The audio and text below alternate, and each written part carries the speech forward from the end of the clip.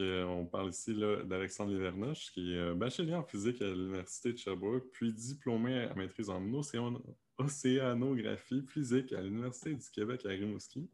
C'est un bel enchaînement de syllabes.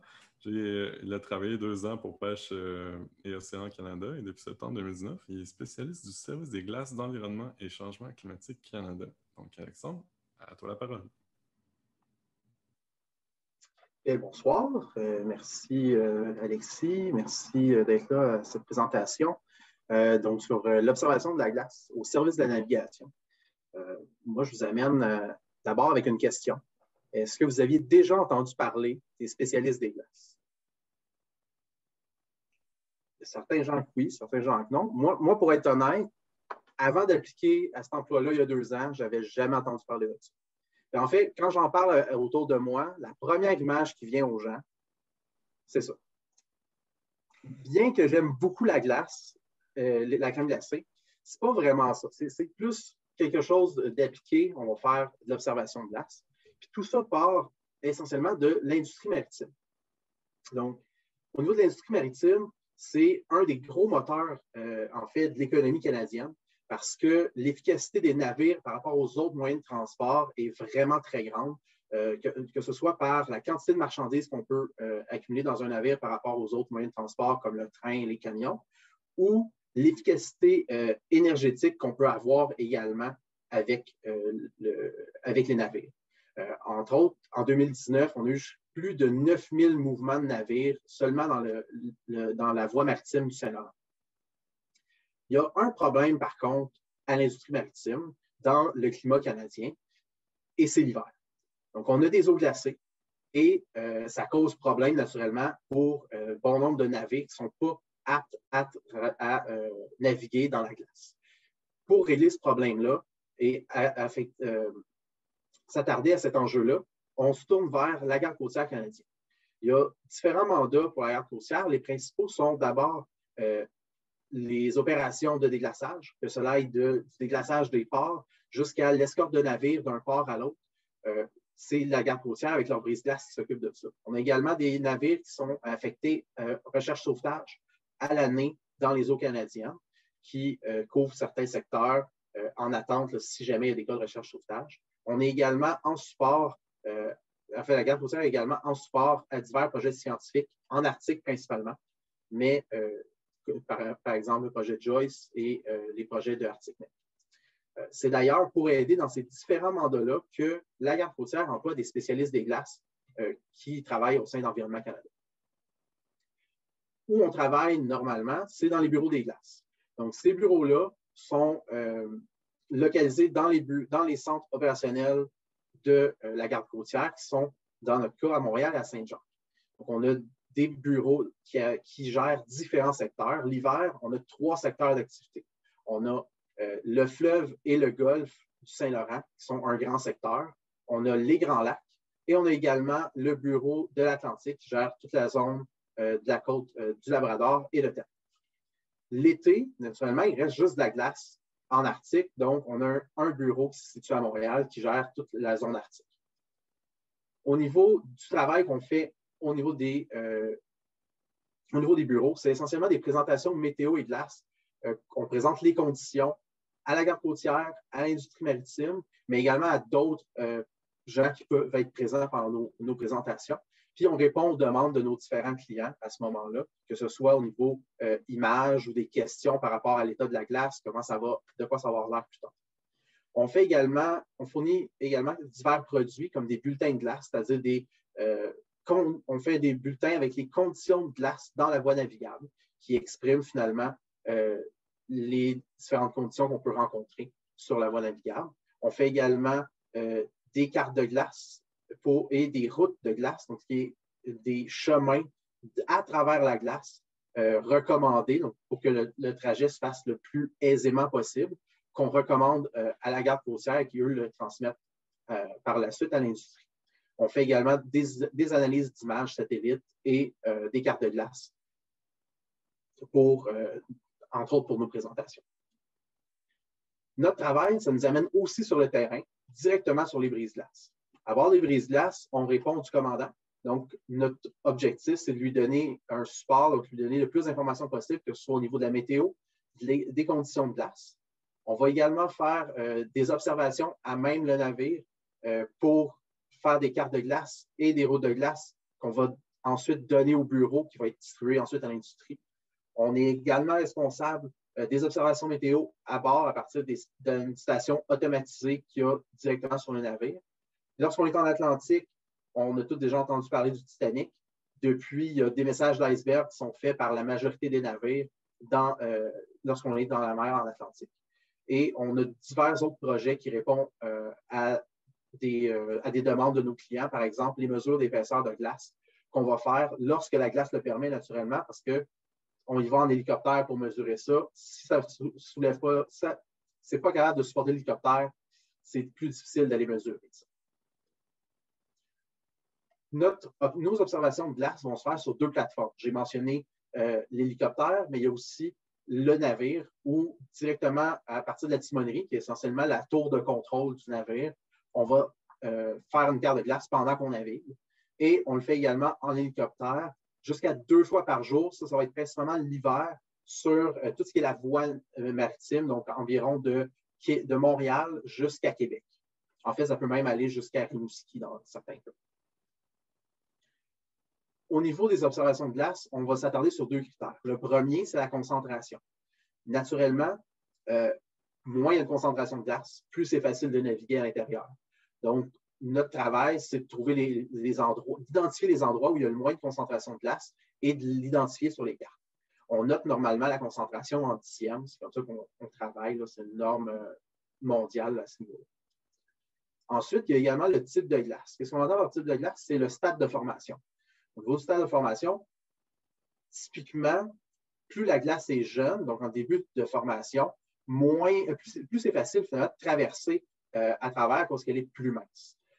Toutefois, on a quand même vu des navires avoir beaucoup de difficultés, par exemple, les gros porte-conteneurs dans simplement de la glace de Nila qui est 10 cm et moins. C'est très mince, mais ces navires-là ne sont pas faits pour affronter les eaux glacées. Donc, vont rapidement être ralentis dans cette glace. La glace, lorsqu'elle est en début de formation, croît très rapidement. Le Nila peut apparaître, par exemple, en l'espace d'une nuit très froide en janvier ou en février. Par la suite, après, ça peut prendre une à 2 journées, mais la glace finit par s'épaissir, devient entre 10 et 15 cm, va devenir avoir un ton grisâtre et très souvent n'aura pas il n'y aura pas d'accumulation de neige dessus. Ça va être très facile de le distinguer à ce moment-là parce que l'échange de chaleur se fait encore très bien entre l'eau et l'air. Ensuite, lorsqu'elle gagne en épaisseur, elle devient plus blanchâtre, la neige commence à s'accumuler davantage dessus. En bas de 30 cm, on n'a pas un gros impact sur la navigation, à moins de forte concentration. Là où ça commence à être plus problématique pour plusieurs navires, c'est que lorsqu'on a la glace de première année, donc 30 cm et plus. Cette glace-là va être surtout observée dans le golfe du Saint-Laurent, mais également sur les banquises côtières. C'est toute la glace qui reste prise sur la côte. Ensuite, on a également de la glace de plusieurs années qu'on retrouve en Arctique, parce qu'on s'entend dans le golfe, la glace à fond au complet une fois rendue à l'été. Mais en Arctique, on a de la glace pluriannuelle, donc de plusieurs années. Cette glace-là est très dure et même certains brise-glaces essaient même de l'éviter parce que ça peut quand même abîmer le brise-glace si on pogne un morceau de glace très, très dur. Et même chose pour les icebergs, naturellement. On surveille ça également. Qu'est-ce qu'on fait au niveau de l'observation de glace? C'est qu'on va utiliser ce qu'on appelle le code de l'œuf. Pour chaque zone de glace, on va y donner un petit œuf comme ça ici, qu'on va avoir la concentration, le type de glace, mais également la taille des morceaux de glace. Ensuite à ça, on va donner un code de couleur à chaque zone. Lorsque c'est blanc, c'est quand c'est de la glace moins de 15 cm. Ensuite, on va y aller avec un code de couleur un peu semblable à des feux de circulation. Donc, de vert à rouge. Donc, vert, très facile à passer au travers. Rouge, ça risque de vous arrêter. Par exemple, si on prend, ici, on est dans l'est du lac Saint-Pierre. Donc, On a la côte ici avec Nicolet. De l'autre côté, on a Pointe-du-Lac. On a la banquise côtière de chaque côté. Et on a un gros morceau de banquise côtière qui s'est détaché. Si on regarde de quoi ça a l'air sur une carte, on verrait, bon, en beige, la côte. En gris, on aurait la banquise côtière. En brun, on a le morceau de glace qui s'est détaché. Et on a des zones de chaque côté en blanc où il n'y a pratiquement pas de glace. Et si on s'en va vers Trois-Rivières, on a une petite zone verte ici avec un peu plus de glace. Si on regarde de façon globale, ça aurait l'air de ça une carte officielle de glace. L'autre grosse partie de notre travail, parce que malheureusement, on ne peut pas être partout avec les navires ni avec les hélicoptères. Donc, on va faire de l'analyse d'image. Au niveau de l'analyse d'image, on va utiliser beaucoup les satellites canadiens, donc Radarsat Constellation, qui est des images radar, mais également, comme l'image que je présente ici, les images du satellite américain en visuel, qui est le satellite MODIS. Donc, juste avec les images, on peut, avec la teinte des couleurs, distinguer différents types de glace. Par exemple, lorsque ça teinte plus de gris, on va être plus vers la glace grise, blanc plus blanchâtre, et ainsi de suite. On remarque également certains traits de la glace. Donc, on va avoir du déchirement au niveau de la glace grise ou des flots plus angulaires au niveau de la glace blanchâtre. Ça nous permet de faire des zones avec les différents types de glace et de conseiller les commandants à ce moment-là avec différentes zones. Ici, on a une image radar, des images Radarsat, qui sont plus pratiques parce que le radar passe au travers des nuages. Donc, c'est plus facile à ce moment-là d'avoir des images en continu. Donc, on voit un trajet qu'on a tracé pour se rendre à une station scientifique. Ça, c'est dans la mer de Beaufort. Et ça, c'est le trajet que le navire a suivi au courant de la nuit, une fois qu'on leur avait donné le trajet. Donc, on voit que les navigateurs ont vraiment apprécié connaître la meilleure route pour affronter la glace, qui se trouve très rarement en ligne droite. Au final, c'est exactement l'objectif qu'on a de notre travail, soit d'utiliser nos connaissances et tous les outils qu'on a à notre disposition pour aider la garde côtière dans leur fonction, ainsi être au service de la navigation. Merci pour votre écoute. S'il y a des questions. Merci pour la présentation. Je pense que je peux parler pour tout le monde, dire que c'est vraiment quelque chose de très nouveau. Merci de briser la glace pour nous, hein, comme on dit. C'était ma petite blague facile de la soirée. C'est maintenant à vous de poser vos questions. Allô, j'avais une petite question, moi, par rapport à ce que tu disais, qu'on fait de la télédétection. Dans le fond, lorsque vous faites vos analyses d'images puis que vous déterminez les meilleurs tracés, est-ce que c'est quelqu'un, est-ce que c'est toi qui vas le faire? Tu vas regarder l'image, tu vas dire, OK, il faut passer par là, ou est-ce que vous avez des logiciels pour ça? C'est vraiment nous autres qui va le faire. C'est sûr qu'on a des logiciels pour nous aider pour mieux traiter l'image, améliorer le contraste, et ainsi de suite. Mais c'est vraiment nous qui va décider ou qui va suggérer en fait au commandant parce qu'il y a des contraintes de navigation que nous, on ne connaît pas, que c'est eux qui sont habilités à connaître. Mais nous, on va suggérer la meilleure route à ce moment-là au commandant. OK, ouais, c'était un peu ma deuxième question, la suite de ma question en fait. Est-ce que vous avez des partenariats genre avec Pêche et Océan par rapport à la biodiversité lorsqu'ils font des suivis en temps réel, genre des baleines? Puis est-ce que vous prenez ça en compte? On n'a pas eu à faire ça au niveau de la glace.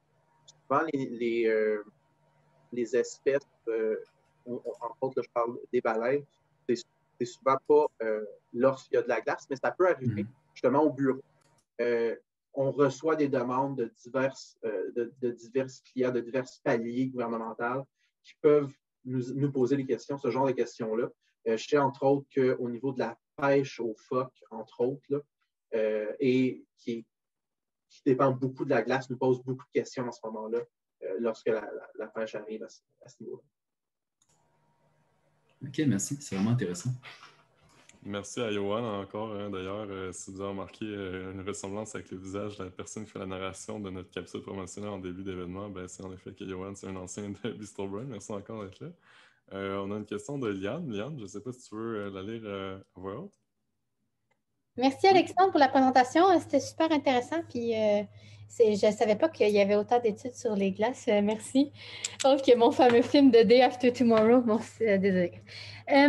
En lien, au début, tu as dit que tu avais étudié en lien plus une maîtrise en lien avec les océans et là, tu faisais un bac en physique. Qu'est-ce qui t'a amené à aller des océans vers la physique? Est-ce que après ça, tu veux par après transférer tes nouvelles connaissances de physique vers les océans? Tu veux t'en aller complètement ailleurs?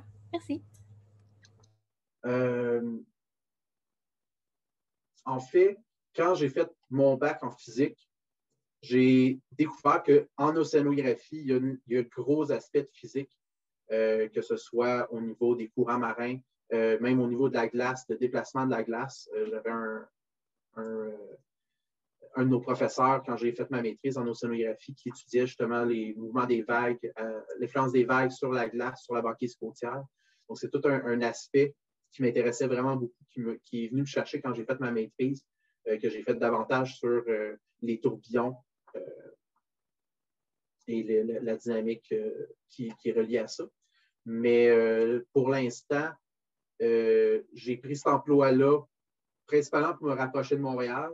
Puis je trouvais ça intéressant. Ça me permet d'aller sur le terrain, ce que j'avais un peu moins dans mes emplois précédents. C'était surtout pour ça. Mais je regarde beaucoup pour des opportunités de mettre la science que j'ai appris, mon bagage scientifique, puis de l'appliquer à mon emploi. Puis on est plusieurs justement en sciences qui viennent du programme scientifique, d'un background scientifique dans mes collègues. Là, puis on essaie beaucoup de pousser vers ça.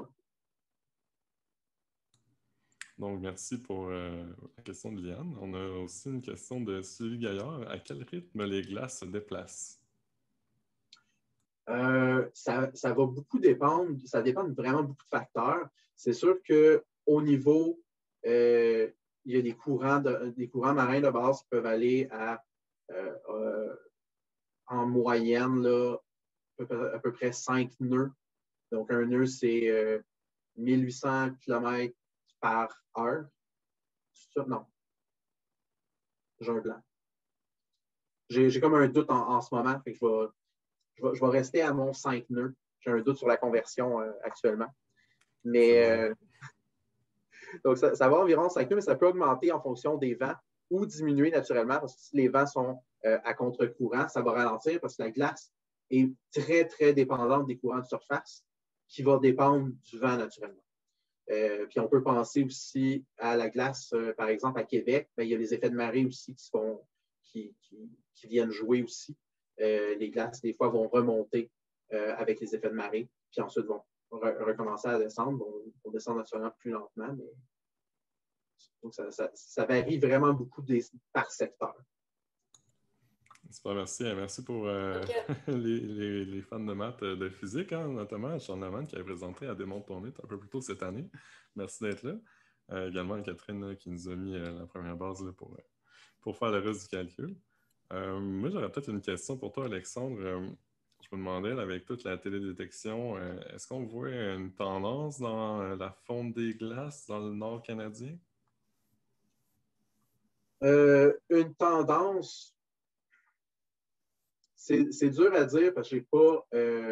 Ça fait juste 2 ans que je suis employé là, donc je n'ai pas vu de tendance en tant que telle. C'est sûr que oui, tout le monde s'entend pour dire que c'est relativement en déclin. Moi, les 2 dernières années que je suis là ont été des années très, très tranquilles au niveau des glaces. Mais en même temps, c'est aussi, je ne peux pas juger juste sur ces 2 années-là parce qu'il y a des pics d'une saison à l'autre. Des fois, il peut y avoir, peut-être l'année prochaine, ça va être une immense saison de glace, puis ça va faire un autre point. Mais je pense que la tendance, mettons, depuis les 30, 40 dernières années, ça reste une diminution là, par rapport aux années. J'avais vu, entre autres, une vidéo de la NASA très intéressant là, qui montrait justement l'englacement puis la fonte des glaces à chaque année. Puis au niveau du pôle Nord, puis on voyait vraiment la réduction, puis que finalement, lorsqu'on arrive l'été au pôle Nord, c'est vraiment plus réduit que ce qui était, mettons, il y a 30, 40 ans. D'accord, merci. Donc, si on n'a pas d'autres questions, ben, ça mettrait fin et à la période de questions et à la période de présentation. Je vous remercie vraiment à tous ceux là, qui ont été là. On va vous envoyer faire un petit formulaire là, à chaque fois là, pour savoir comment vous avez apprécié. Ça nous aide vraiment beaucoup. C'est très court à remplir, trentaine, peut-être une minute tout au plus, là, dire un peu votre feeling, comme on dit. Sinon, également, ben, on vous invite à nos prochains événements. Là, le 4 juin, on a notre entrevue en direct pour le Gala Force Avenir. Pour ceux qui ne savent pas, là, c'est un concours provincial qui souligne l'implication étudiante. Donc, c'est notre deuxième participation, mais on a déjà triplé nos activités depuis 2018. Donc, on s'est relancé, puis on prépare ça avec beaucoup de plaisir. Donc, 4 juin, 9h30, on va sûrement partager le lien là, la semaine avant sur notre page Facebook. Également, ben, le 11 juin, on publie notre dernier épisode de podcast de l'année. Pour ceux qui ne savaient pas, ben, on a un podcast également, La tête à Papineau, qui a lieu une fois par mois. Là. C'est entre autres moi et Charlie qui faisons l'animation. Donc, c'est vraiment un épisode court à l'image de la vulgarisation scientifique. On devrait recevoir là, pour cet épisode-là Thomas Milan, si vous connaissez, de Science à la carte sur Twitch ou encore des coulisses de la recherche. Et en dernier lieu, ben, on a un dernier événement qui est quand même un gros morceau pour finir la programmation. Ça fait déjà un méchant bout qu'on y travaille. Donc, le 16 juin, les grandes découvertes de l'UDS. On va avoir 5 présentations, non plus plus impressionnantes, les unes les plus impressionnantes que les autres, notamment là, Mélissa Généreux, qui est une ancienne directrice de la santé publique de l'Estrie. On a David Fortin qui fait des neurochirurgies. On a François Lamontant qui travaille sur les traitements de la COVID-19. On a Dominique Gravel, qui tombe bien avec la thématique ce soir, qui fait des modélisations des écosystèmes marins à l'échelle planétaire. Et en dernier lieu, on a... On va aussi avoir Louis Taillefer. Louis Taillefer, exactement, Liane, merci beaucoup, qui se spécialise dans les matériaux supraconducteurs, donc en physique. Donc...